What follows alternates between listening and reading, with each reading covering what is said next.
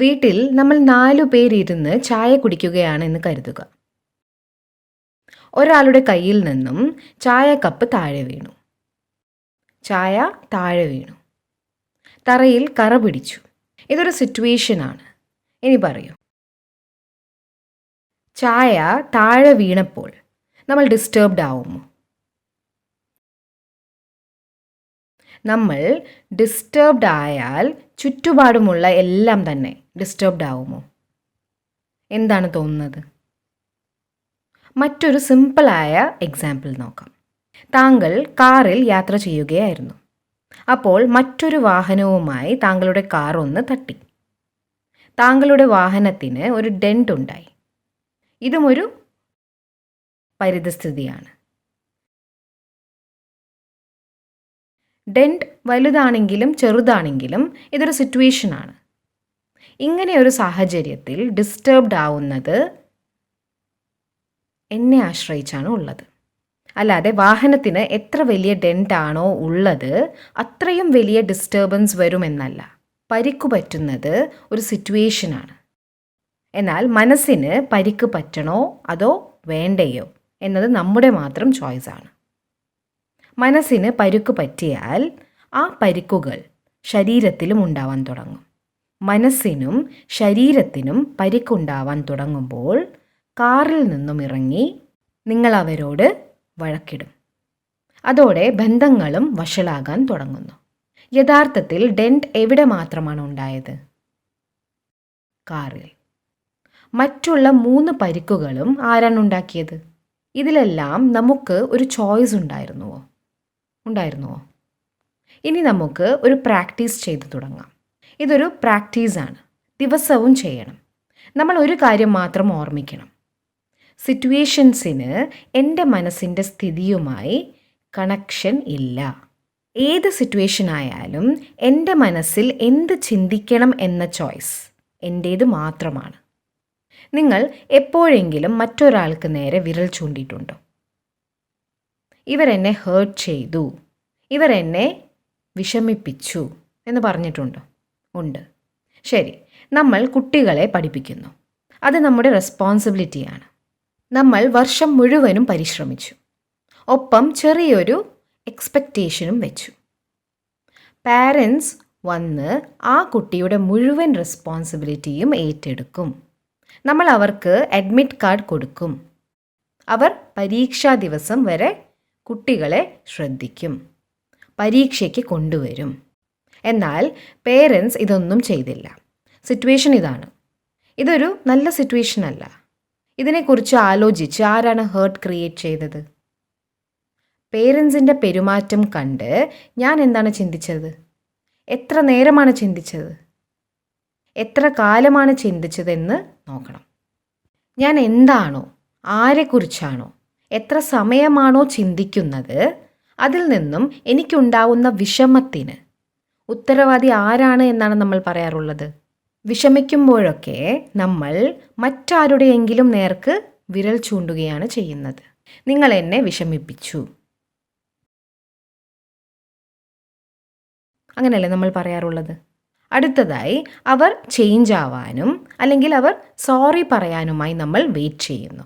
അവരങ്ങനെ എന്തെങ്കിലും ഒന്ന് ചെയ്യണമെന്നാണ് നമ്മൾ പ്രതീക്ഷിക്കുന്നത്. അവർ ചേഞ്ച് ആയാൽ നമ്മുടെ വിഷമങ്ങളൊക്കെ മാറും. ഇങ്ങനെയുള്ള ചെറിയ ചെറിയ കാര്യങ്ങളിൽ നിന്നും നമ്മൾ എന്താണ് മനസ്സിലാക്കേണ്ടത്? എൻ്റെ മനസ്സിൻ്റെ സ്ഥിതി ആരുടെ കൺട്രോളിലാണുള്ളത്? അവരുടെ പെരുമാറ്റങ്ങളുടെ കൺട്രോളിലാണ് എൻ്റെ മനസ്സിൻ്റെ സ്ഥിതിയുള്ളത്. ആളുകൾ ഒരിക്കലും നമുക്ക് അനുകൂലമായിരുന്നില്ല, ഇനി ഒരിക്കലും അനുകൂലമാവാനും പോകുന്നില്ല. മുന്നിൽ കാണുന്ന കാര്യങ്ങളെ ഒന്നും നമ്മൾ കണ്ടില്ലെന്ന് നടിക്കരുത്. കുട്ടികളെ നോക്കുമ്പോഴും മറ്റെല്ലാം ചെയ്യുമ്പോഴും ഉള്ളിൽ വിഷമങ്ങൾ ക്രിയേറ്റ് ചെയ്യാനും പാടില്ല.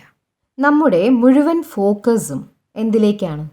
നമ്മുടെ സിറ്റുവേഷൻസ് പെർഫെക്റ്റ് ആവണം. ചില സിറ്റുവേഷൻസിനെ നമുക്ക് തീരെ ശരിയാക്കാൻ പറ്റാറില്ല. ഇപ്പോൾ പുറമേ നിന്നും പാട്ടിൻ്റെ ശബ്ദം വന്നുകൊണ്ടിരിക്കുന്നുണ്ട്. ഇതും ഒരു സിറ്റുവേഷനാണ്.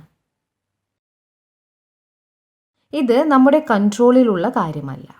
ഇത് എൻ്റെ കൺട്രോളിലല്ല എന്ന വസ്തുതയെ നമ്മൾ എത്ര വേഗം മനസ്സിലാക്കുന്നുവോ, എത്ര വേഗം മനസ്സിൽ ഉറപ്പിക്കുന്നുവോ, മനസ്സ് അത്രയും വേഗം സെറ്റിൽഡ് ആവാൻ തുടങ്ങും. അല്ലെങ്കിൽ മനസ്സ് കൂടുതൽ കൂടുതൽ എക്സ്പെക്റ്റേഷൻസ് വെച്ചുകൊണ്ടേയിരിക്കും. ആളുകൾ എൻ്റെ എക്സ്പെക്റ്റേഷൻസ് എല്ലാം പൂർത്തീകരിച്ചാൽ മാത്രമേ ഞാൻ ഹാപ്പി ആവുകയുള്ളൂ. അങ്ങനെയാണെങ്കിൽ നിങ്ങൾക്ക് വല്ലപ്പോഴുമൊക്കെ ഹാപ്പി ആവാൻ പറ്റും. മുഴുവൻ ദിവസവും ഹാപ്പിയായി ഇരിക്കാനേ കഴിയില്ല. സിറ്റുവേഷൻസ് ഒരിക്കലും എനിക്ക് അനുകൂലമാവില്ല. ആളുകളും എൻ്റെ താല്പര്യങ്ങൾക്കനുസരിച്ചിരിക്കില്ല, പ്രവർത്തിക്കില്ല. നമ്മൾ വിചാരിക്കുന്നത് പോലെ ഒന്നും തന്നെ നടന്നു എന്നും വരില്ല. ഒരൊറ്റ വസ്തുവിന് മാത്രമേ എൻ്റെ താല്പര്യങ്ങൾക്കനുസരിച്ച് ആവാൻ കഴിയുകയുള്ളൂ. അതാണ് എൻ്റെ ചിന്തകൾ. എന്നാൽ ഇത്ര ഉറക്കെ പാട്ട് വെച്ചാൽ ഞാൻ എങ്ങനെ സമാധാനമായി ഇരിക്കും എന്നാണ് നമ്മൾ പറയാറുള്ളത്. പറയൂ, ഉറക്കെ പാട്ട് കേട്ടുകൊണ്ടും സമാധാനമായി ഇരിക്കാൻ കഴിയുമോ? നമ്മൾ പീസ്ഫുള്ളായി ഇരുന്നാൽ തന്നെ ആ ഡിസ്റ്റർബൻസ് താനെ ഇല്ലാതാകും. സിറ്റുവേഷൻസ് വരും, സിറ്റുവേഷൻസ് ശരിയാവും. എന്നാൽ ഇതിനിടയിൽ മനസ്സ് ഇളകി മറിഞ്ഞാൽ, മാത്രമല്ല മനസ്സ് എത്ര കാലം കലങ്ങി മറിഞ്ഞു നിൽക്കുന്നുവോ അത്രയും കാലം അതിൻ്റെയൊക്കെ പ്രഭാവം ആത്മാവിലും ഉണ്ടാകുന്നു, ശരീരത്തിൽ ഉണ്ടാകുന്നു, നമ്മുടെ ചുറ്റുമുള്ള ബന്ധങ്ങളിലും ഉണ്ടാകുന്നു. അവരെന്നെ ഹേർട്ട് ചെയ്തു എന്ന് നമ്മൾ എത്ര പേരെക്കുറിച്ച് പറയാറുണ്ട്. ഇങ്ങനെ പറയുന്നതിലൂടെ നമ്മൾ അവർക്ക് എങ്ങനെയുള്ള വൈബ്രേഷനാണ് അയച്ചുകൊണ്ടിരിക്കുന്നത്? നിങ്ങളെ നോക്കി വിരൽ ചൂണ്ടിക്കൊണ്ട് ഞാൻ പറയുകയാണ്, നിങ്ങൾ എന്നെ വിഷമിപ്പിച്ചു.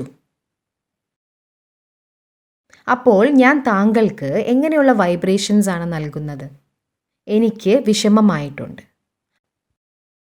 അതെൻ്റെ മനസ്സിൽ നിൽക്കുന്നുമുണ്ട്.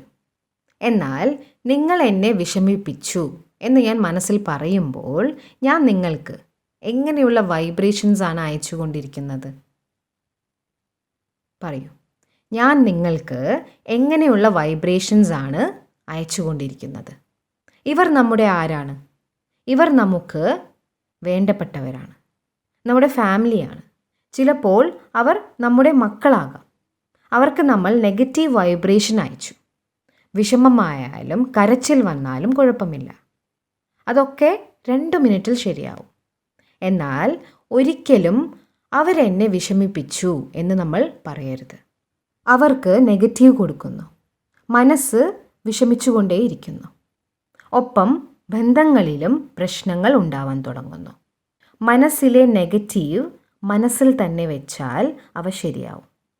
എന്നാൽ അവർ കാരണം നമ്മൾ ഡിസ്റ്റർബ്ഡ് ആയി എന്ന് പറഞ്ഞാൽ ബന്ധങ്ങളെ അത് അസ്വസ്ഥമാക്കാൻ തുടങ്ങും. പിന്നെ പലപ്പോഴും ബന്ധങ്ങളിലെ പ്രശ്നങ്ങൾ അധികമായി മാറും. ആ പ്രശ്നക്കുരുക്കുകളെയൊക്കെ അഴിച്ച് ശരിയാക്കാൻ പോലും പറ്റാത്ത സ്ഥിതിയിലാവും.